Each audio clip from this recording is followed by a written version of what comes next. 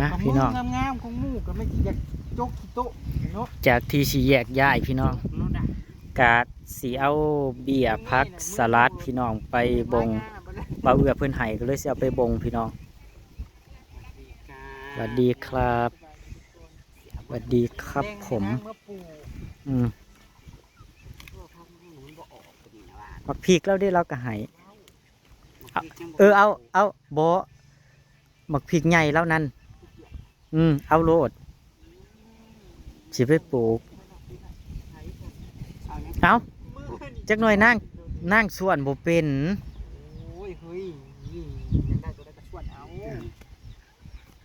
คือบ่เอาเสียมเอามือเอาเลยบ่ได้เอาเสียมนั่นแหละส่วนเอาโลดนั้นบ่ได้เลิกยากมันบ่ได้เลิกของเพิ่นมันได้นานนึงนะถ้าจะเอามันจะซ้ำได้จะซ้ำได้นานเท่านั้นนานก็ใหญ่เติบแล้วนานบ่ก็บ่ได้ใช้นานใหญ่ทำบ่นานนั่นแหละตอนนั้นนะเอาโลดเบิ่งเขาดีนะจะได้ไล่ก็หันก็ได้เพิ่นกาเบี้ยมันหลายพี่น้องเพิ่นก็เลยแบ่งให้เพิ่นก็เลยแบ่งให้เฮาเมื่อปลูกเอาดีๆเด้อมันสี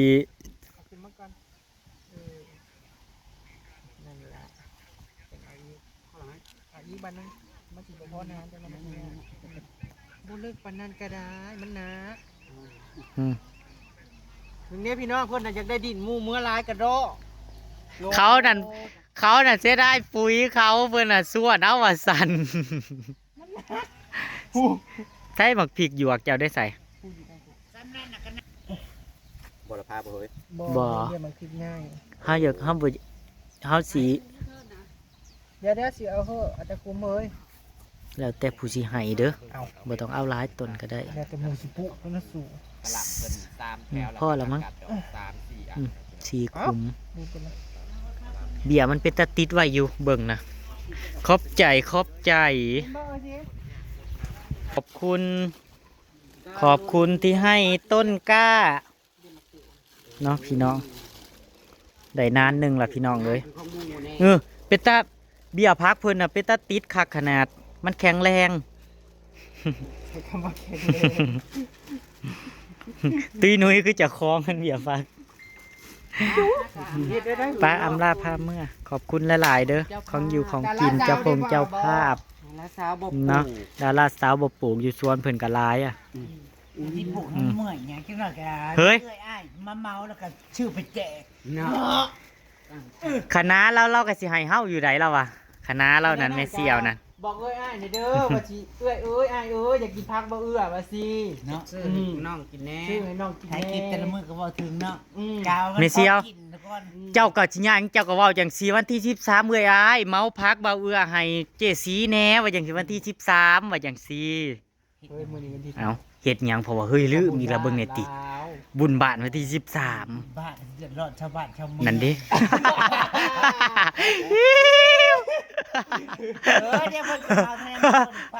นั่นไปแยกย้ายพี่น้องไปนายมือเพิ่นเอามันมาปลูกบ่แม่นบ่แม่นสีม่วงนะเฮ้ยนี่นะ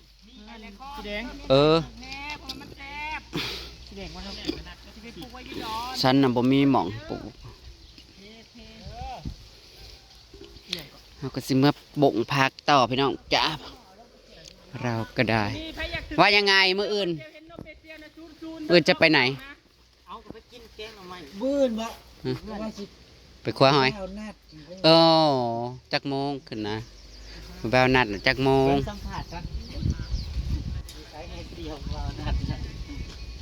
โอ้ยเสียวของไปตายกระบอกแม่นแถวอันให้หน้าแถวอันเทียงให้เทียงหน้าดอกร้านคือเขาตกใจบ้านเขาก็มีโรงแรมจะมาเป็นบ้านพักเสียวว่าที่เขาสิพาไปแถวตกเครื่องมันแห้งไหนโอ้ยแกส่งสลิปห้องเอามีน้องมีหน้าดึงตะกะแยงไปน้ำเด้อข้าวโคย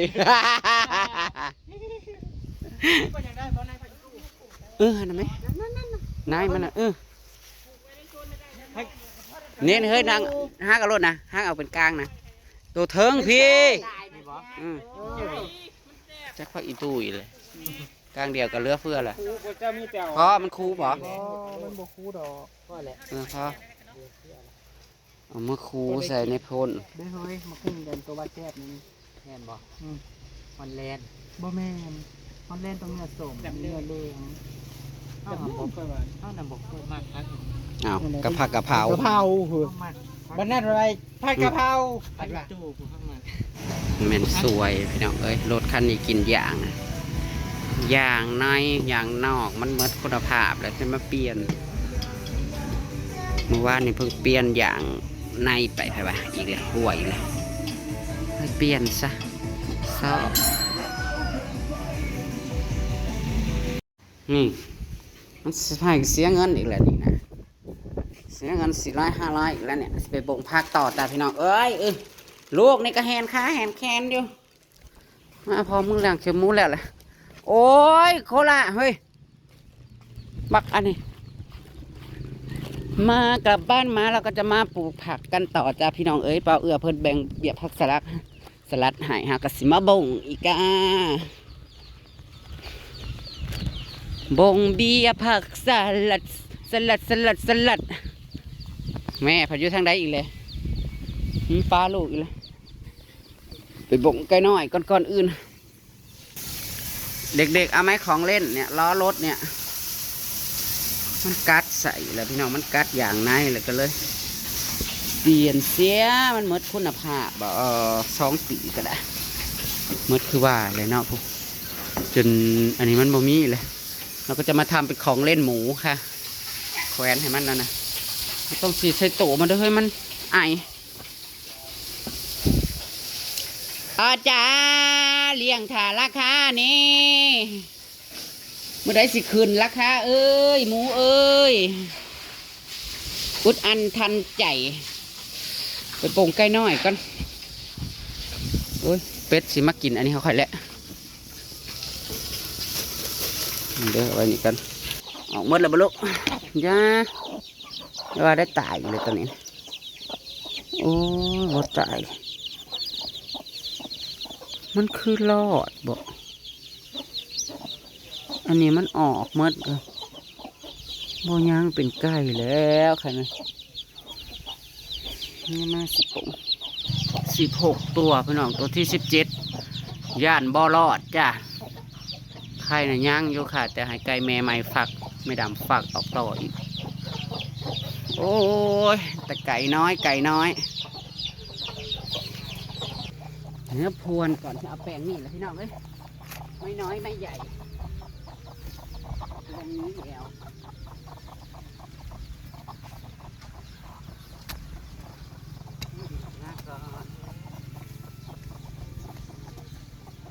มันหักหญ้าอันนี้ก็โอ้ยนะสร้างเด้หญ้าแถวหมูนี่ลายสลัดเกิด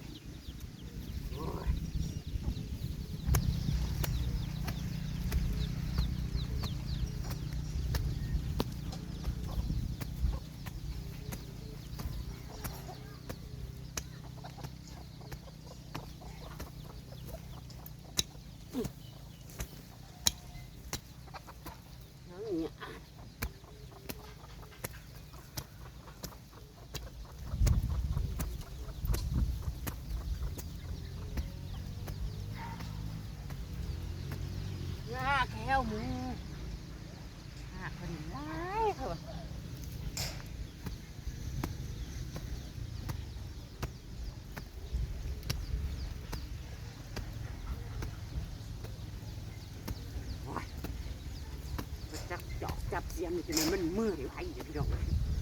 หอบแล้วอะไรกัน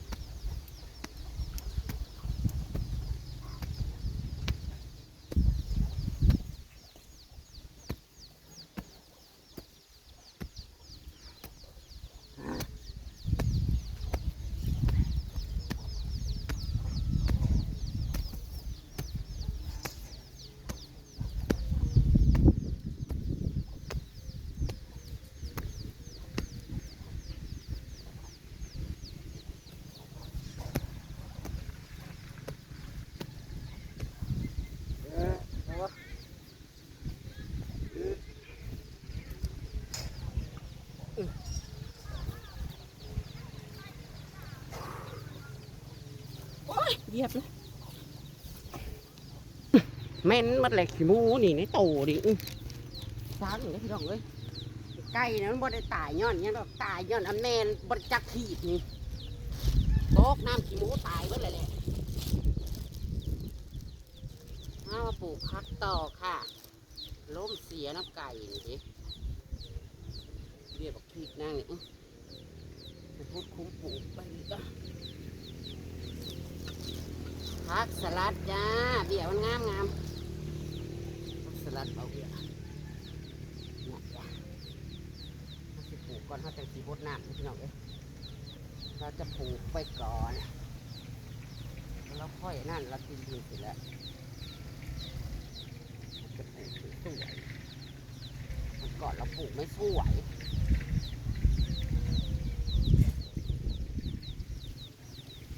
หรือเราจะปลูกแบบโอ้จะมีตา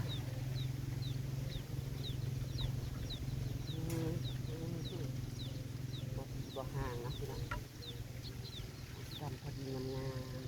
ๆเดี๋ยวนี้จะเป็นตัวติดไว้อยู่ทำจังซี่ก็ได้ขอให้เจ้างามเด้อนางอุ้ย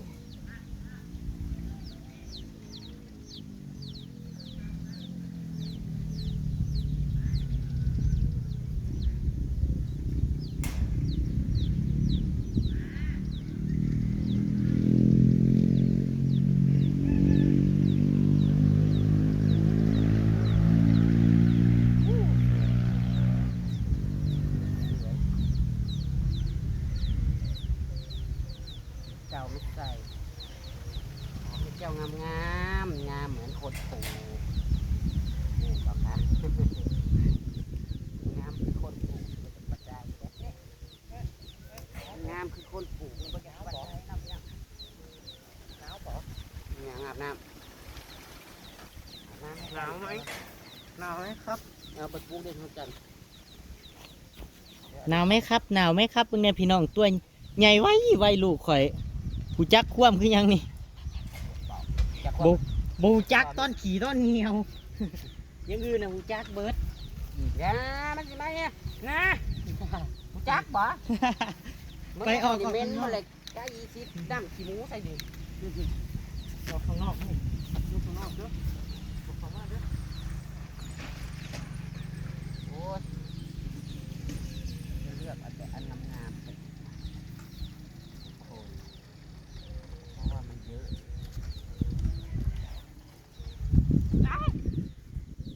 นี่ยปลูกเสร็จแล้วเราจะค่อยรดน้ำ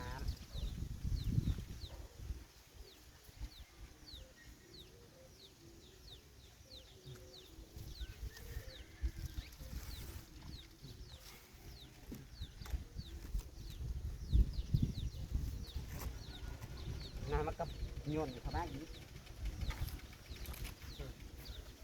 ไปเด้อไปตกขี่หมูเด้อ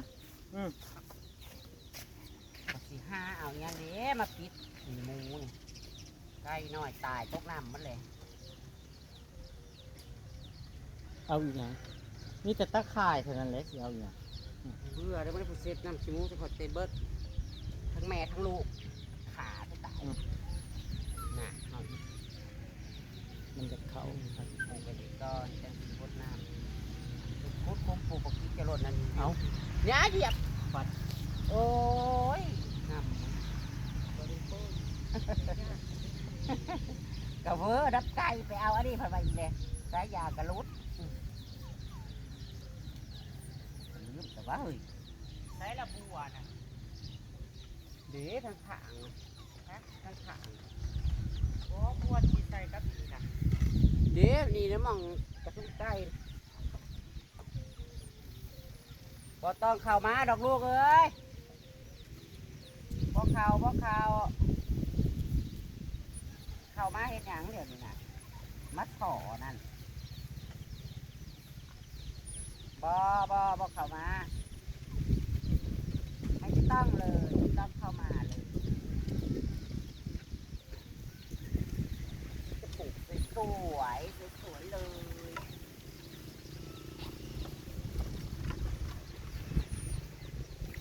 ซีเบียบ่เล่าให้ซีเบีย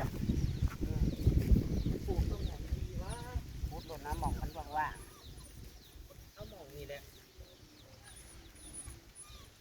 ก็ต้องนะผู้ล่างต้องแอบนะ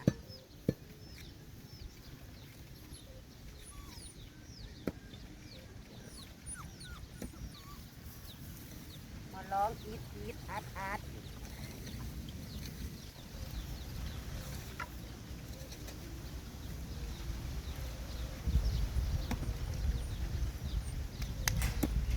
สวยเดี๋ยวมาดูตอนเสร็จกันแล้วกันทุกคน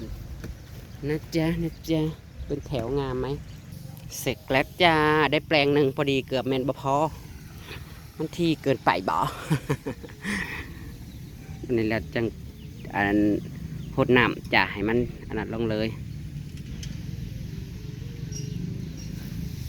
เนี่ยขอให้งามๆนะจ๊ะขอให้งามๆไปพี่น้องปลูกผักแล้วก็เก็บภาพบรรยากาศไว้สำนึกแล้วกันนะจ๊ะจึงได้ก็เป็นกำลังใจให้ด้วยนะคะอย่าลืมดูโฆษณาให้หน่อยด้วยค่ะตามคลิปหน้าแล้วกันพี่น้องสวัสดีค่ะ